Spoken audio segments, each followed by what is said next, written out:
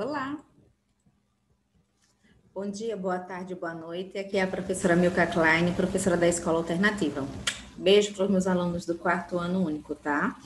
Hoje a gente vai trabalhar a segunda etapa do capítulo 11, ok? Então vamos trabalhar a disciplina de História. A gente já deu início no capítulo 11, a primeira parte, agora a gente vai concluir a segunda parte, tudo bem? Eu espero que vocês estejam num ambiente calmo, tranquilo, confortável, sossegado. Se possível, use fones de ouvido para que a experiência seja melhor, tá? Vamos lá para o conteúdo. Qual é o conteúdo de hoje? Falaremos sobre a vida e trabalho no Brasil. Tem a seção Para e Além, que é uma profissão diferente. Falaremos sobre uma difícil adaptação. E tem um Fique Ligado, que é a indicação de um livro, tá? Então, vamos começar a aula. Vamos lá. Como sempre, eu faço a abertura do capítulo. A gente tem aí Vida e Trabalho no Brasil. A gente vai abordar as páginas 20 e 21. Eu espero que vocês já estejam com o seu material didático também junto. Então, vamos lá? Bom, destrinchando, né, fazendo um zoom, ampliando aí as imagens, a gente consegue ler com facilidade e clareza. Ele diz assim: na época em que os imigrantes vieram para o Brasil, o café era o principal produto econômico do país, tá? Então, na época dos imigrantes, o café era o principal produto. Nesse período, o governo brasileiro incentivou, por meio de propagandas, a vinda de estrangeiros para substituir o trabalho dos africanos escravizados. Lembra que os africanos eles acabaram sendo libertados, tá? Então, o que acontece? Foi necessário encontrar mão de obra barata. E quem fazia esse trabalho eram os escravizados. Pagando lá no próprio Brasil, quem ia trabalhar queria ganhar mais. Então, eles faziam o quê? O governo brasileiro, vendo, incentivou a vinda de estrangeiros, fazendo propagandas, dizendo que era a terra das riquezas, que aqui eles iam conseguir uma vida melhor, vir em busca de melhorias.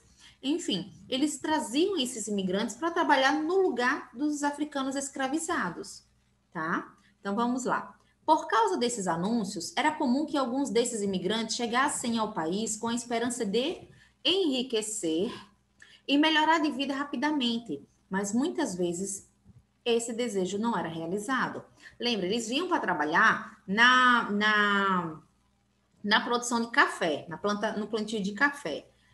Não é um trabalho muito bem remunerado, tá? É um trabalho difícil, árduo e não é muito bem remunerado. Então, o governo dizia que eles iam vir para o Brasil, iam ganhar dinheiro, iam ter uma vida melhor. Então, essas pessoas, esses imigrantes, vinham com aquela intenção de ficar, de realmente conseguir isso.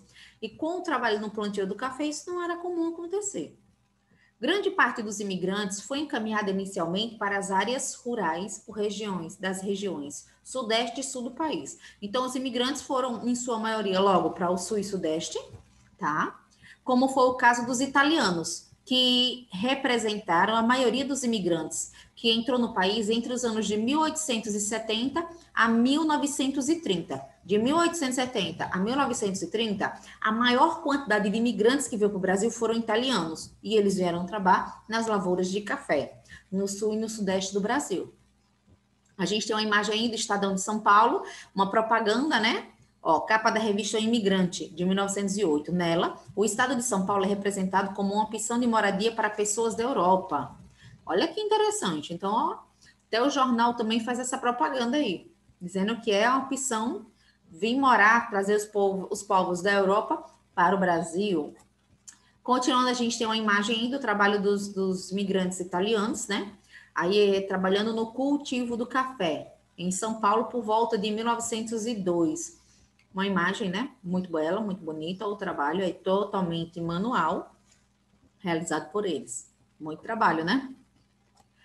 Também desembarcaram muitos portugueses e espanhol. Então, a gente também teve portugueses e espanhol em grande quantidade, que normalmente iam trabalhar nas fábricas das cidades de São Paulo e Rio de Janeiro. Então, vamos lá.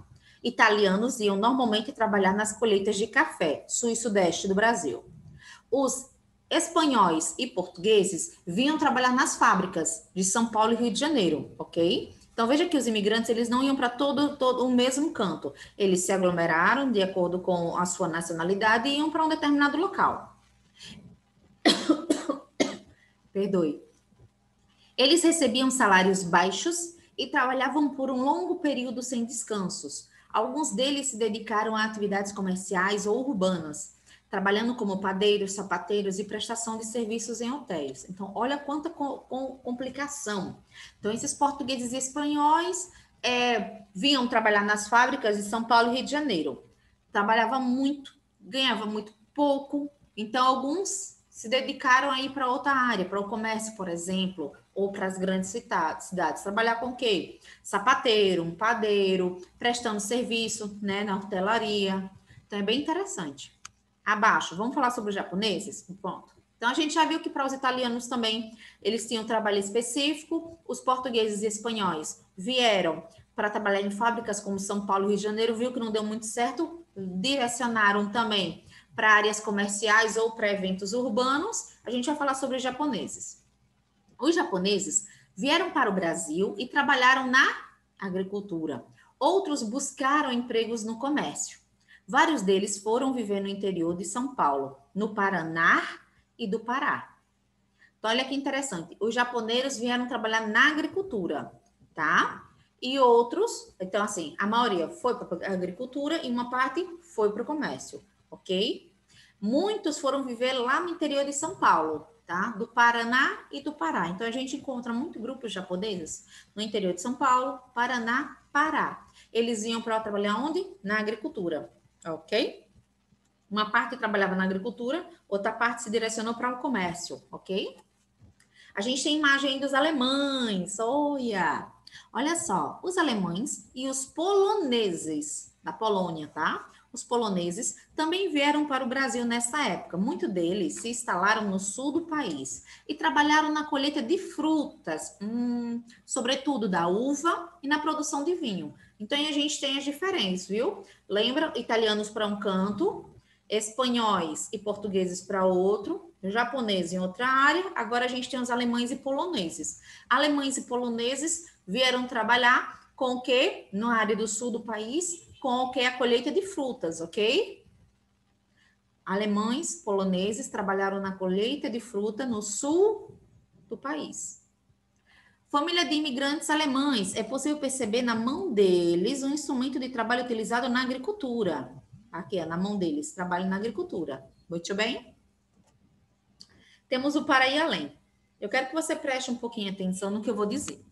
Então, aí, uma profissão diferente. A gente vai falar muito aí sobre essas vendas, tá? Sobre os mascates. Eu quero que preste atenção que isso também é muito importante. É conteúdo também que provavelmente pode ser cobrado em alguma atividade avaliativa. Preste atenção. Alguns imigrantes que vieram para o Brasil trabalharam em atividades comerciais. Entre eles estão os sírios e libaneses que desenvolveram uma nova profissão no comércio popular. Sírios e libaneses vieram trabalhar com atividade comercial aqui no Brasil, só que eles modificaram essa atividade comercial. Tá? Olha que interessante. Eles trabalhavam como vendedores ambulantes, chamados de mascates.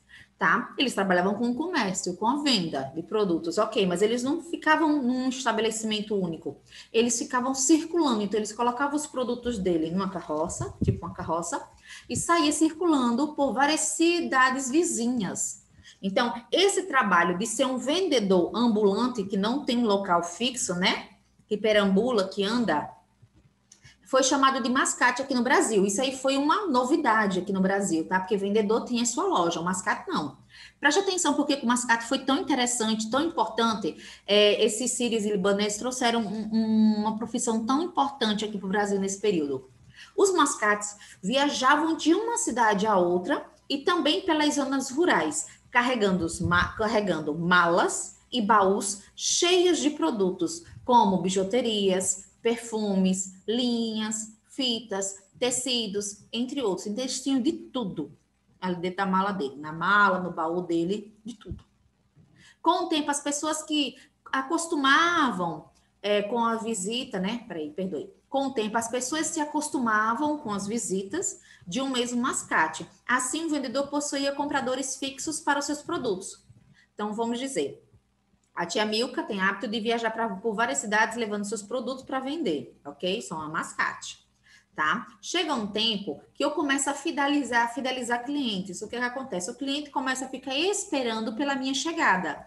Ele não começa mais a comprar com qualquer mascate. Ele gostou do atendimento da tia Milka, ele gostou dos produtos que a tia Milka tem. Então ele começa a ficar esperando pelo retorno da tia Milka para poder comprar os produtos. Então aí eles começam a ter esses mascates, no caso a tia Milka como uma mascate, eu começo a ter compradores fixos. Fixo é compradores que só compram os meus produtos, que só querem a minha presença, a minha apresentação, tá certo?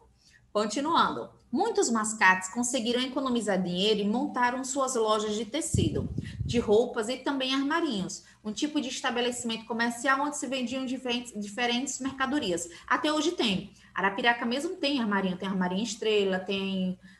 Ai, meu Deus, tem mais, eu sei que tem mais. Eu sei que o armarinho estrela, que eu era bem pequenininha ainda, já tinha até hoje. Tu vai nesse armarinho, por exemplo, e lá tem de tudo. Você não encontra só um produto, você encontra qualquer coisa. Tecnicamente, você encontra quase que tudo ali dentro. Então, olha que interessante. Os mascates começavam com malas, com baús, de uma cidade para outra, fidelizavam clientes, economizavam tanto dinheiro que eles conseguiam montar seu próprio estabelecimento comercial. Foi uma profissão que marcou esse período aí no Brasil, tá? Que foi a profissão dos mascates, que veio sendo trazida pelos líbanos, né? Pelos libaneses. Exatamente, sírios e libaneses. Tá voltando os sírios, pelos sírios e libaneses. Tá certo, assim, é bem interessante essa questão dos mascates. De modo geral, os mascates, o que eles queriam? Eles buscavam conseguir melhores condições de vida. Era muito comum que eles enviassem dinheiro para suas famílias que continuavam vivendo em seus países de origem. Já outros, eles conseguiam trazer seus familiares para morar. Então, eles juntavam dinheiro para montar suas lojas? Juntavam. Quando eles juntavam dinheiro, conseguiam montar seu estabelecimento comercial, o que eles faziam? Eles podiam ir buscar a família, trazer a família para morar com eles aqui no Brasil e trabalhar junto nessa empresa, ou simplesmente eles ficavam enviando dinheiro para ajudar no custo de vida lá, para esses familiares, tá? Bem incrível esse conteúdo aí, eu acho maravilhoso o trabalho desses sírios e libaneses aqui no Brasil, tá? Mesmo eles vindo aqui com toda dificuldade, lutando, fazendo o trabalho de mascate, que não é um trabalho fácil, principalmente naquela época, eles ainda lembravam da própria família. Ou mandavam dinheiro ou mandavam trazer eles, também interessante. Bom, quando a gente fala de uma difícil adaptação, vamos lá?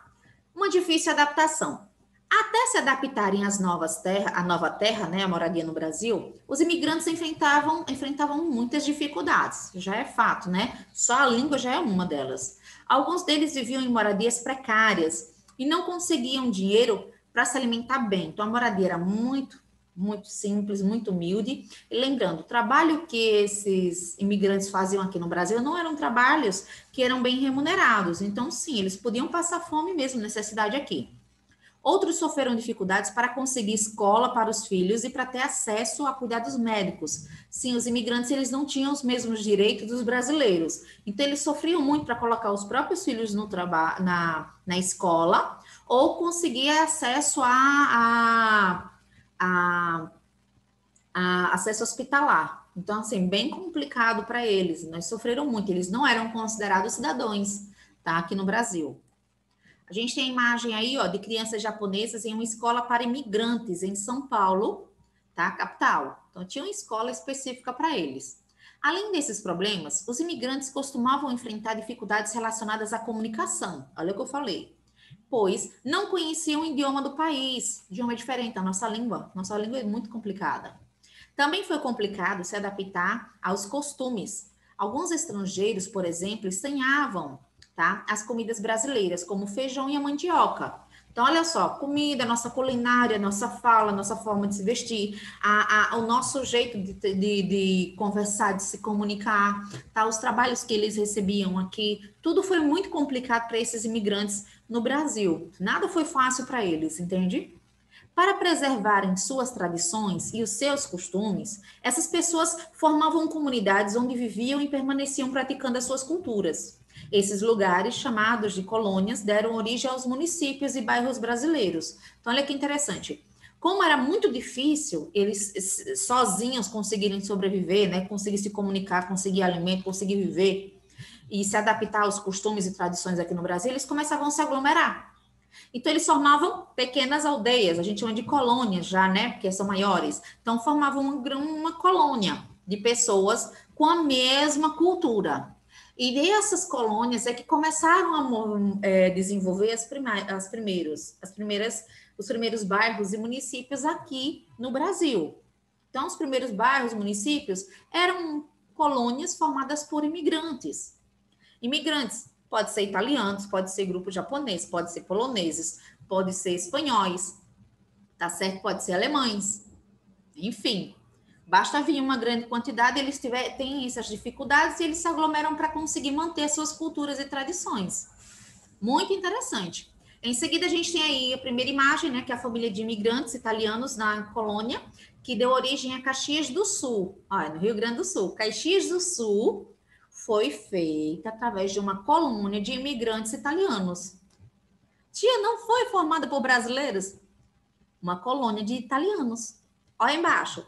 Vista da cidade de Caxias do Sul hoje em dia. Olha como era antes, as primeiras colônias, né? A primeira colônia ela formada por italianos e hoje em dia como está o desenvolvimento de Caxias do Sul. Né? Interessante até demais.